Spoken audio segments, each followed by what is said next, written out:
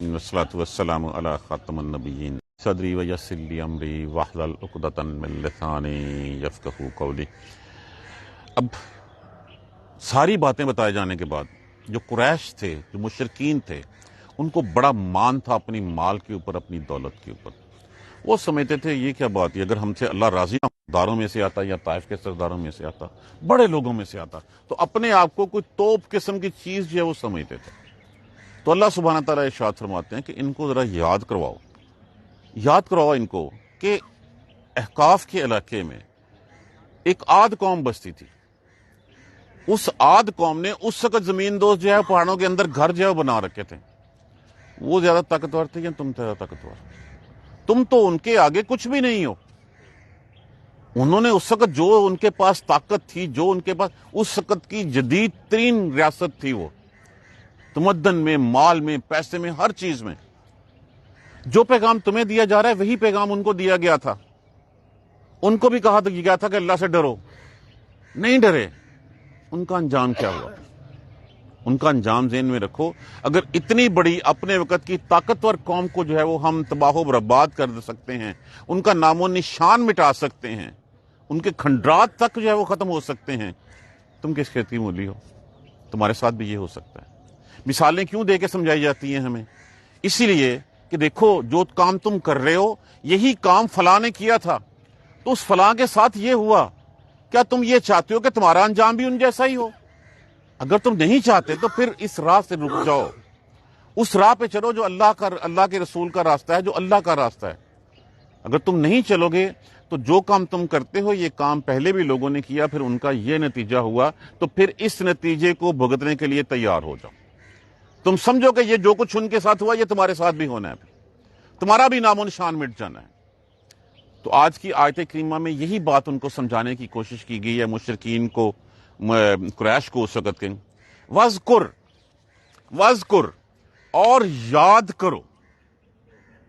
الف امر کے لیے استعمال ہوا، ذکر یاد کرنا، اور یاد کرو اخا کہتے ہیں بھائی کو۔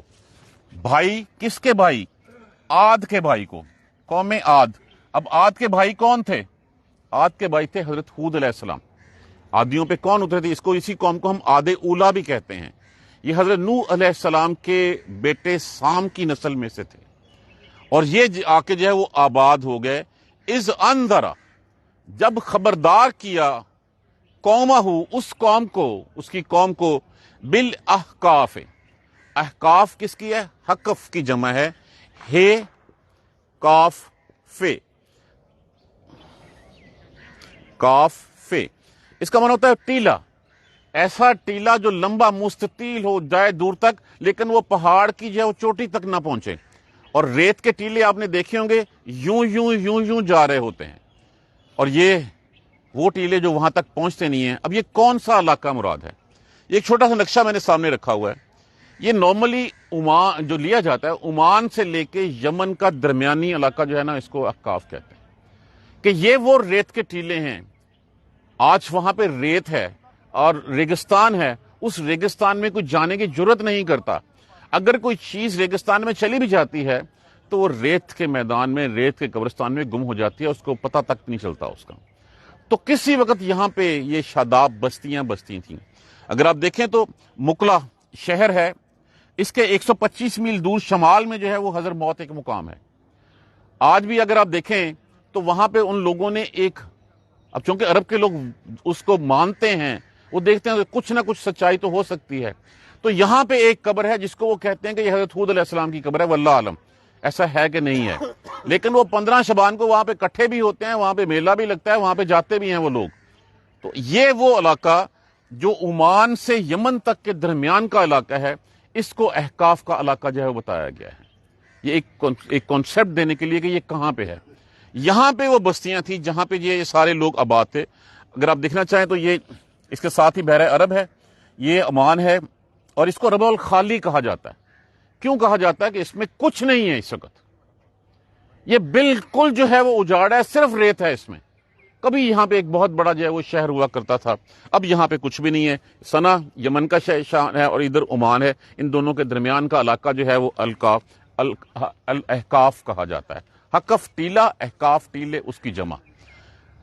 وذکر یاد کریں اخا عاد کے بھائی کو.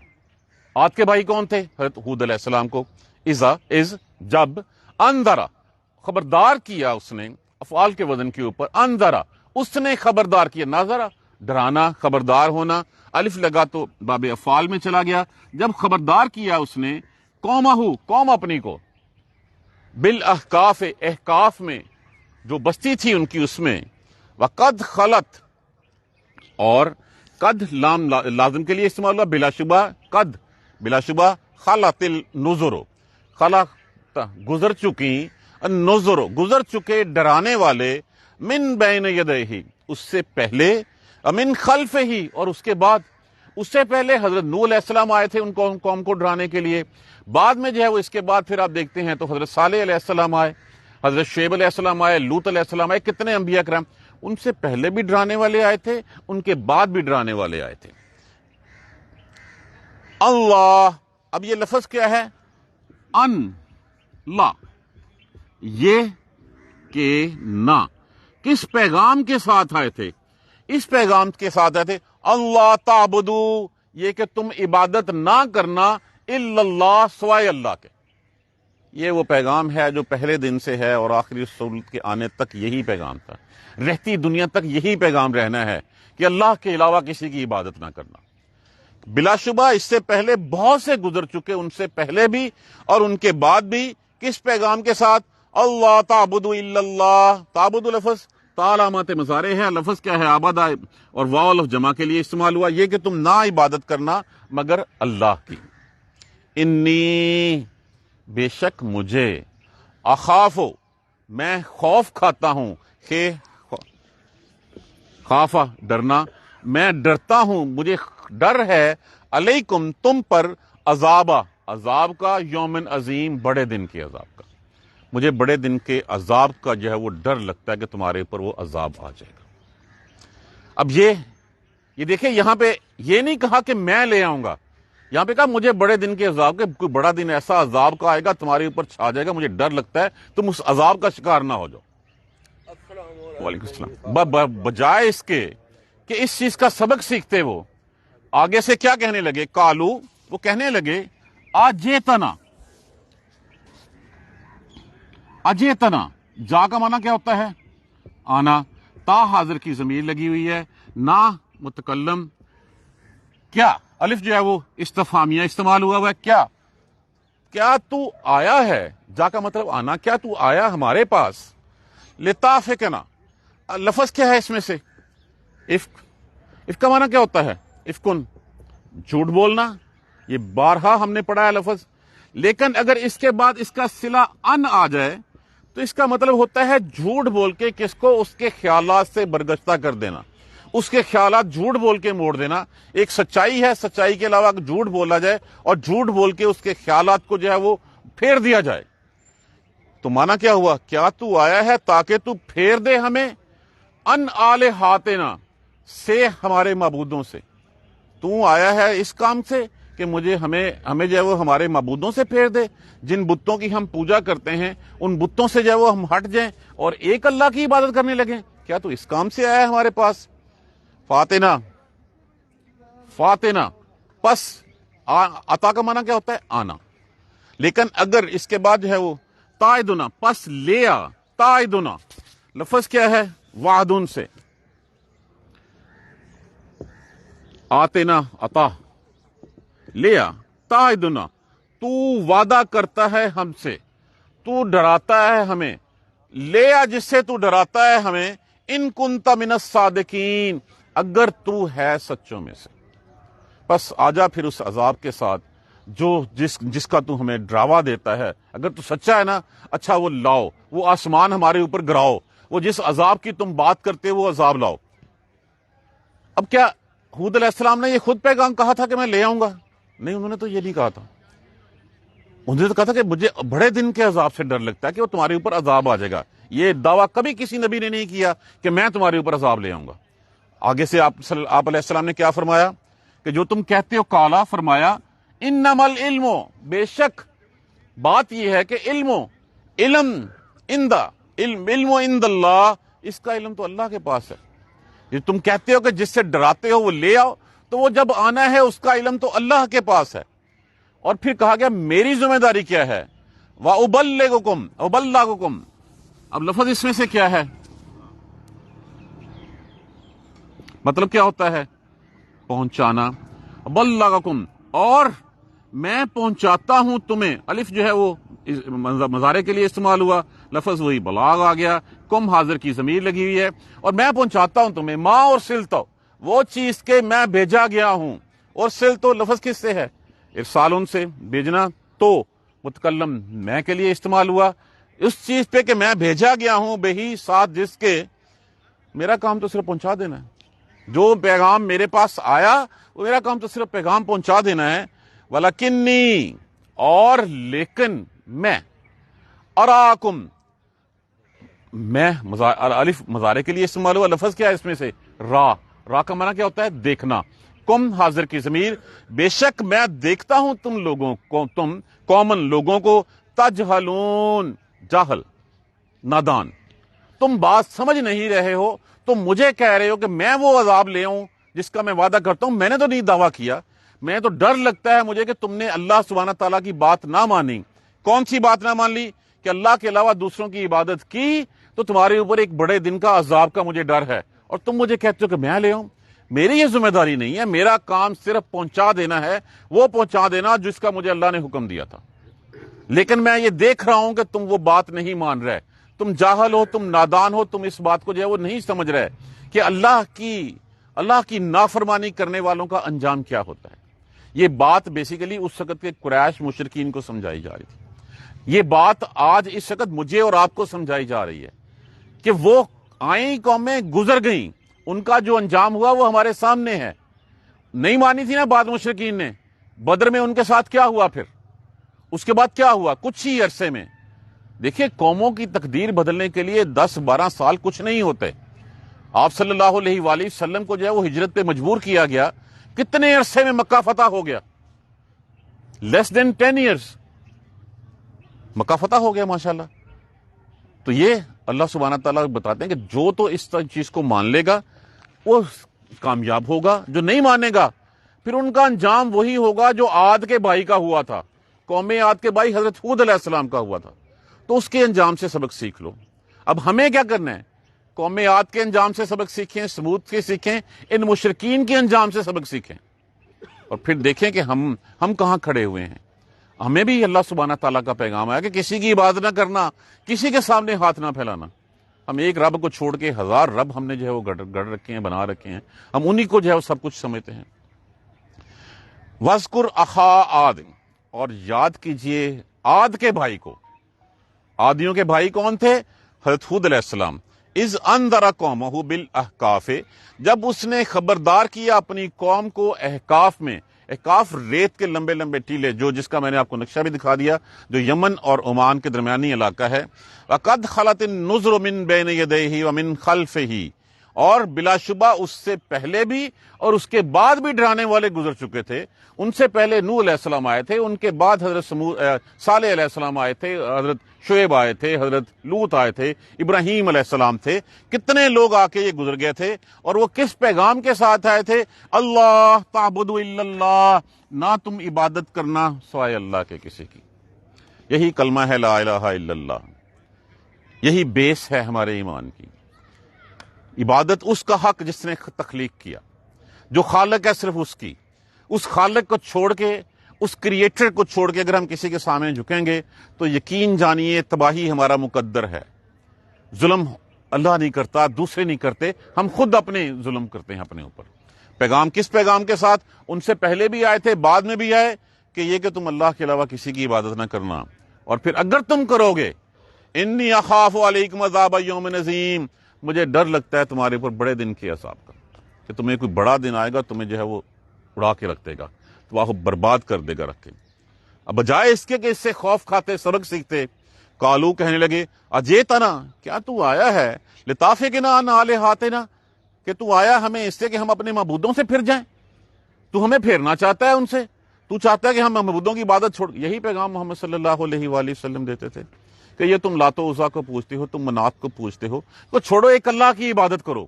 وہ بھی یہی کہتے تھے کہ محمد صلی اللہ علیہ وسلم اس لیے یہ مجنون ہے، یہ جو ہے وہ کسی نے سکھا دیا ہے، پڑھا دیا ہے، یہ ہمیں ان کی عبادت سے روک رہا ہے۔ یہی وہی سیم پیغام ہے، وہی پیغام اس وقت تھا، وہی پیغام تب تھا۔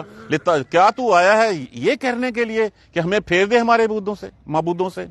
فاتنا تعدنا، لا، جس کا تو وعدہ کرتا ہے، یہ تو ڈراوا دیتا ہے نا کہ عذاب آ جائے گا بڑے دن کے، عذاب لا ہمارے پر، اگر تو سچا ہے تو لا کے دکھا۔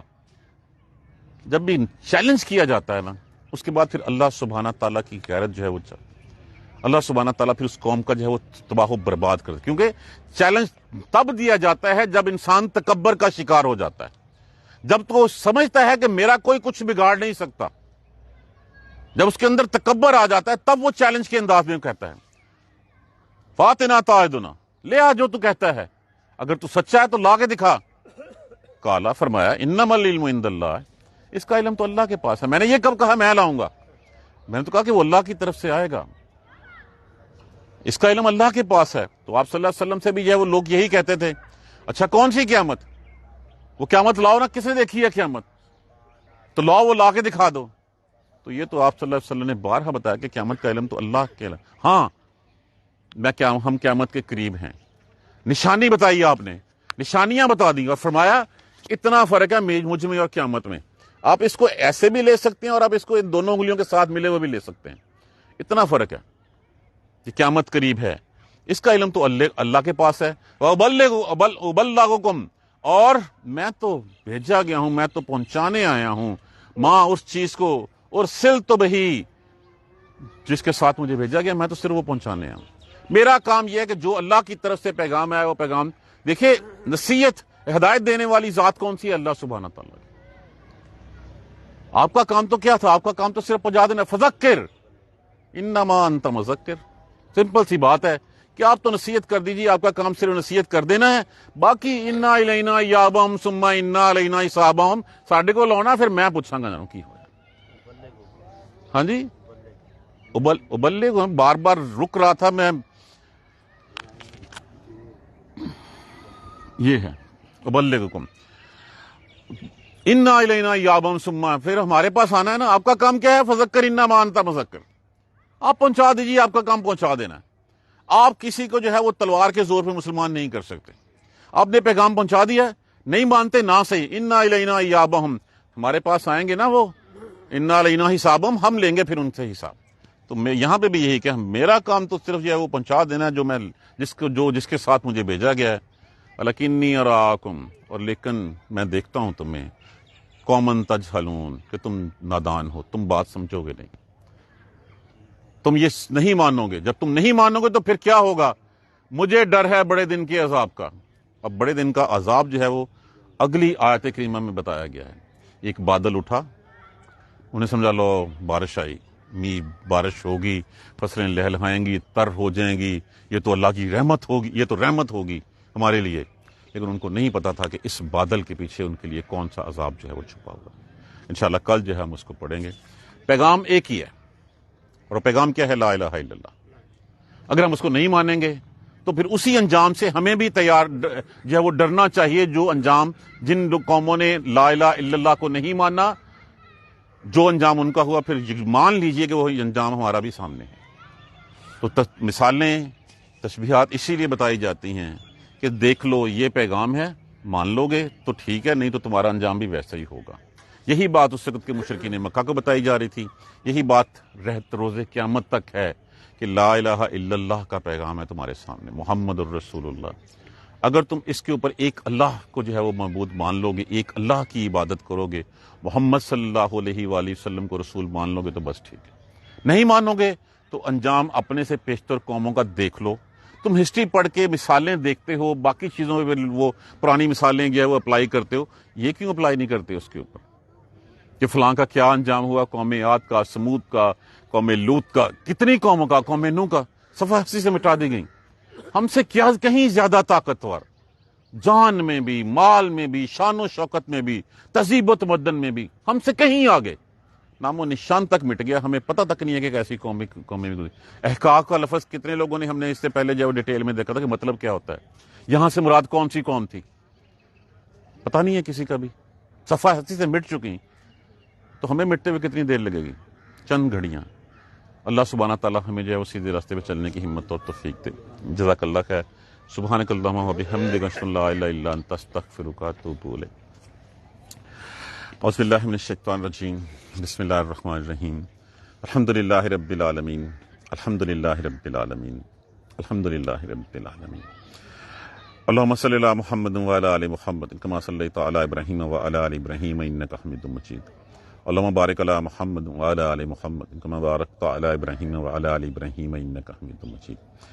ربنا لا تؤاخذنا ان نسینا واخطانا ربنا ولا تحمل علینا اصرا کما حملتہ علی الذین من قبلنا ربنا ولا تحملنا ما لا طاقۃ لنا به واعف عنا واغفر لنا وارحمنا انت مولانا فانصرنا علی القوم الکافرین۔ ربنا لا تزغ قلوبنا بعد إذ هديتنا وهب لنا من لدنك رحمة إنك أنت الوهاب رب اغفر وارحم وأنت خير الراحمين يا رب ارحمهما كما ربياني صغيرا يا رب ارحمهما كما ربياني صغيرا يا رب ارحمهما كما ربياني صغيرا اللهم اغفر لنا وارحمنا اللهم اغفر لنا وارحمنا اللهم اغفر لنا وارحمنا۔ بہت سے بہن بھائی جو ہے وہ دعا کے لیے کہتے ہیں، دعا کیجیے اللہ سبحانہ تعالیٰ جو ہے وہ سب کی جائز حاجات کو پورا فرمائے، جائز حاجات کو پورا فرمائے، سب کو جو ہے وہ سیدھے راستے پہ چلنے کی ہمت اور توفیق دیں۔ جو بے روزگار ہیں اللہ ان کو رزق حلال نصیب فرمائے، جو بیمار ہیں اللہ کریم ان کو شفائے کاملہ عاجلہ نصیب فرمائے، جن کے عزیز و اقارب دنیا سے چلے گئے ہیں مسلمان اللہ سبحانہ تعالیٰ ان سب کی مغفرت فرما دے، بخشش فرما دے، ان کے درجات کو بلند فرما دیں، سب کی پریشانیوں کو دور فرما دے۔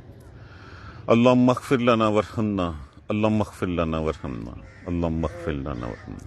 اے اللہ ہمیں قرآن کا ساتھی بنا دے، اے اللہ ہمیں قرآن کا ساتھی بنا دے، اے اللہ ہمیں قرآن کا ساتھی بنا دے۔ ربنا تقبل منا انک انت السمیع العلیم وتب علینا انک انت التواب الرحیم۔ الحمدللہ رب العالمین، آمین یا رب العالمین۔ جزاک اللہ۔